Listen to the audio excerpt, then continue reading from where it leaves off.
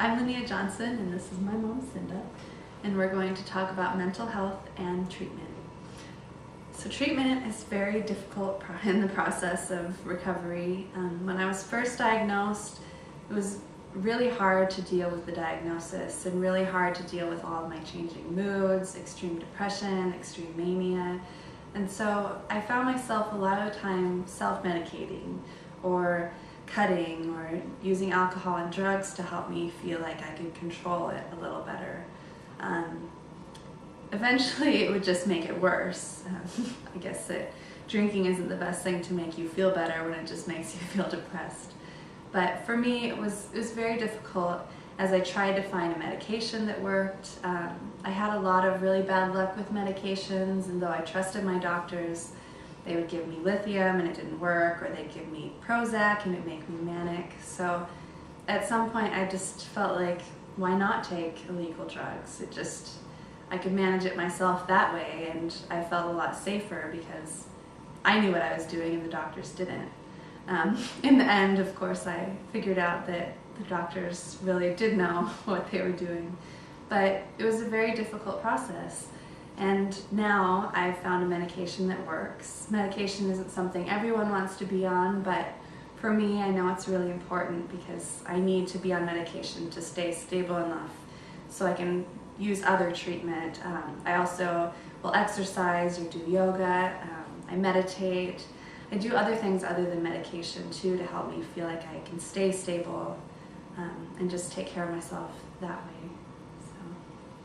And as a mom, trying to support Linea through her treatment was sometimes really, really tough, because as she tried more and more different medications, and they'd make her sick or they'd have weird side effects, and she of course wasn't stable, so her thought process wasn't very clear as she was trying to decide what to do next. And as a 19-year-old, there's not a whole lot that you can do up until the point that they're really sick. And so when she was first diagnosed with bipolar, although we had a really close relationship, it was tough to try to help her get through those 13 different medication trials before she finally found something that worked.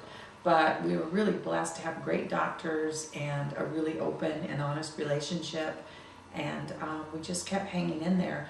And I think that that's probably one of the, if I could give advice to other people, one of the most important things to do is just to try to support someone as they work through the process of treatment, because it can be long and really discouraging, and particularly for young people who might not have support. It might be a teacher, or it might be someone at school, but just knowing that keep hanging in there, it's going to get better, because eventually it does. So having good doctors, I think, is really important, and having a support system. And then the last thing is taking care of yourself as a family member of someone who has mental health conditions. I don't know about other family members, but I know that mothers and fathers, and probably brothers and sisters as well, get so involved and so worried and want so much to do the right thing to support their child that they often don't take care of themselves. And I always think of the flight attendant that says, put your own mask on first before you put on your child's mask or someone else's. That you really do have to take care of yourself so that you have the strength and the health to be able to get through what may be a 2 or 3 year process of finding the right medication, and then on top of it, a lifelong process of supporting someone with a mental health condition.